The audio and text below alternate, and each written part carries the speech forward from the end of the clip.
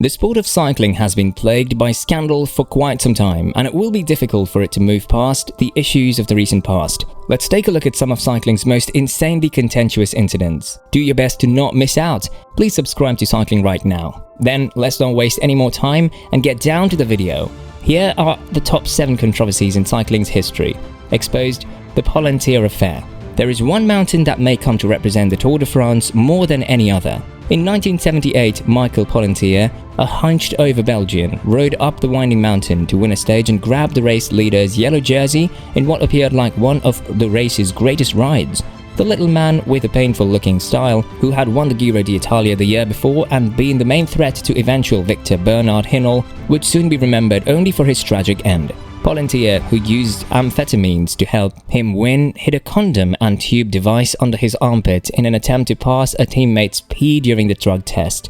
When the tester busted another rider trying the same stunt, he was exposed. Pollentier blamed his and other cyclists' psychological and physical issues on their long-term reliance on PEDs, as described in Olivier Dazetem's Seniors at Forecast du Vélo. Sixth, a smack of reality. In 1991, the Dutch powerhouse team PDM was the first to withdraw from the Tour de France due to illness, despite holding one of the top 3 positions. By a fever, the PDM team lose 5 men.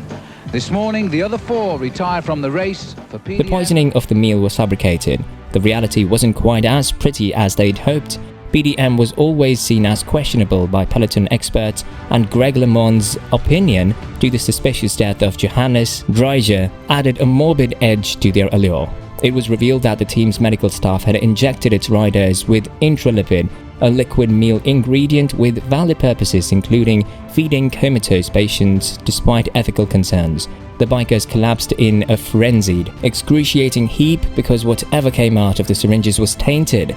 Among the 9 people who got sick were well-known figures like Jean-Paul Van Poppel, Eric Brunkink, Raoul Alcala and Sean Kelly. The team's managers flatly rejected any involvement of pharmaceuticals, citing salmonella as evidence.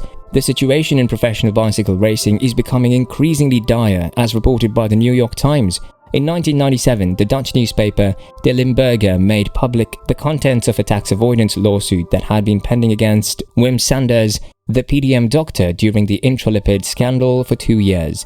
Steroids, EPO and other medications were allegedly widely distributed to cyclists with his help. With his reputation ruined, PDM retired from competition in 1992. Number 5. The whole truth as told by Tyler.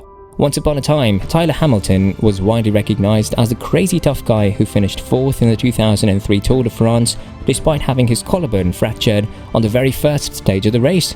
Just over a year later, at the Tour of Spain, he tested positive for a foreign blood transfusion and was immediately shunned by society. He was harboring foreign cells for the 2nd time that year. After winning the Olympic gold medal in the time trial, he was tested and found to have 2 blood types. Hamilton fought the Vuelta, fighting in court for 2 years but ultimately lost. To put it mildly, to save his life turned out to be a fabrication. Together with Daniel Coyle, he just released The Secret Race. It reveals everything about his time as a teammate and subsequently an increasingly bitter opponent of Lance Armstrong, and it does so in diabolical detail. It proves that they regularly injected themselves with medicines and had transfusions before and during competition. Blood bags ultimately proved to be his undoing. It seems that his overzealous Spanish assistant made a mistake. Hamilton was shamed beyond repair after failing a drug test during his final comeback owing to a depression medication linked to the Operación Puerto affair. After losing everything in a car accident in 2010, the man from Massachusetts had nothing to lose when FBI agent Jeff Novodsky called. Hamilton was able to get everything off his chest, and he participated in the subsequent USADA investigation as well as the CBS flagship show 60 Minutes. He even returned the Athens gold medal he had won. A tale of skill, ambition and dishonesty. His novel is a cautionary tale, however the truth will set you free in the end, and this is both a harrowing and endearing discovery. Number 4. Terror on the road of Festina. Thanks to the Festina affair, the 1998 edition of France's National Cycling Championship was mocked as the Tour de Farce, finally drawing attention to cycling's declining health in the public eye. Willy Vert, the team's masseur and the namesake of the story, was detained by French customs officials on the back road close to the Belgian border. 3 days later, he drove to the port city of Dublin with enough prescription drugs to supply a modest clinic in the trunk of his car. Just like he did while in police prison, Vogt detailed his doping knowledge in his 1999 book Breaking the Chain. Festina's leader, French pin-up Richard Virenque, shamelessly pled innocence, but the band was eventually forced to admit the truth and disband. While everything was going on, authorities were conducting raids on hotels and team buses. The number of teams dodging and diving and riders sitting in protest increased. Italian climber Marco Pantani won the pointless race in the end, but his career imploded under the weight of sanctions, suspicion, and melancholy. He died of a cocaine-related heart attack in 2004. As Festina's trial unfolded in the fall of 2000, Virenque, who had previously represented himself as an innocent victim, changed his story and admitted using PEDs in the face of overwhelming medical proof and the possibility of a perjury charge. The Festina brand name has become synonymous with the pinnacle of doping in cycling, which is unfortunate for the watchmakers who are still the tour's official timekeepers. Although cheating techniques evolved, fundamentally little changed for at least another decade. Number 3. Floyd turns around. An investigation against a Spanish doctor involved in blood banking became public knowledge 2 months before the 2006 Tour de France. Among Eufemiano Fuentes' famous cyclist's client was Jan Ullrich of Germany. The UCI, the sport's governing body, removed him and the other cyclists involved in Operación Puerto from the Tour roster. Floyd Landis was in the lead during their absence until he had a mental breakdown on stage 16 and lost 8 minutes. The next day, Phonak's team captain, who carries a hip-mounted microphone, delivered the ride of his life, a fantastic solo effort that brought him within seconds of yellow. After the final time trial, he took the lead and ultimately won in Paris, making him the 8th consecutive American winner. But the news dropped 2 days later. Miracle Man Landis had tested positive for synthetic testosterone following his stage 17 comeback. As expected, he maintained his steadfast denial of wrongdoing, and the public responded by donating nearly $0.5 million to the Floyd Fairness Fund to vindicate him. He even wrote a novel that harkened back to Virenque called Positively False, and it was arguably the best work of fiction ever put on paper. His 2-year suspension was maintained by the authorities. In 2010, while feeling rejected and bitter, Landis changed his views dramatically. His emails to anti-doping officials were explosive, detailing his ordeals. The Pennsylvanian pointed squarely at his US Postal Service team leader for 3 years. All cyclist Armstrong's Tour de France victories were overturned after he said enough is enough, sparking the ill-fated federal investigation that preceded the US anti-doping agency proceedings. Second, Contador asks, meat or chow?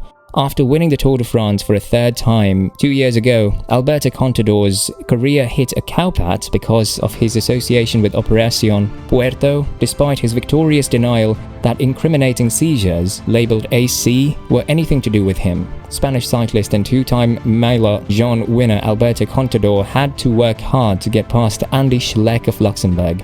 Contador had defeated Schleck's Astana teammate and opponent Lance Armstrong the previous summer.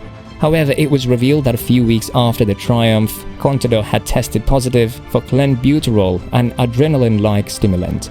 He repeated his typical protestations of innocence, saying the drug residue had to have been present in some of the meat he had brought in from his country. The authorities in Spain were much less amused by the slur than the Spanish farmers who raised cattle there already were.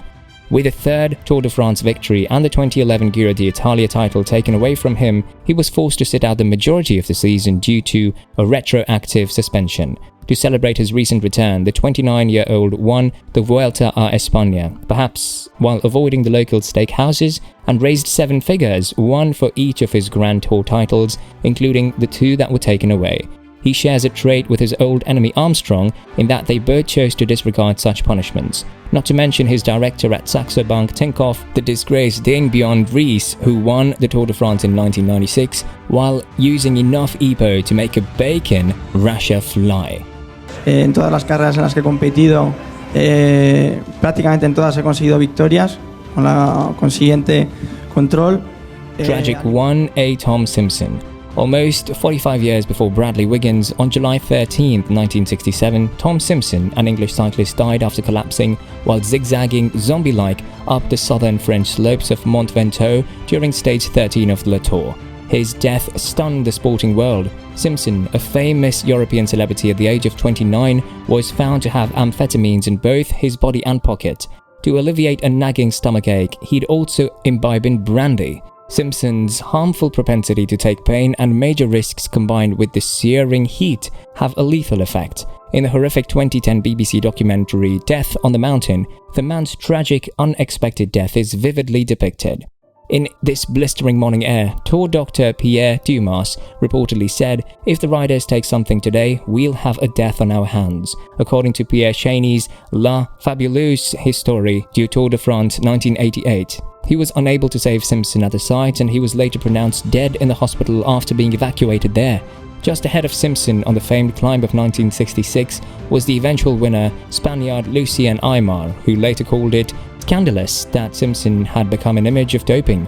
He was angry at whoever it was that gave a visibly anemic rider nutritional drips every night to get him back on his bike the next day.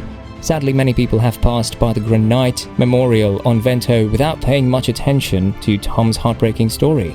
Leave a comment below telling us which of these controversial events shocked you the most. That's all I have for you for today, folks. We hope this video was entertaining.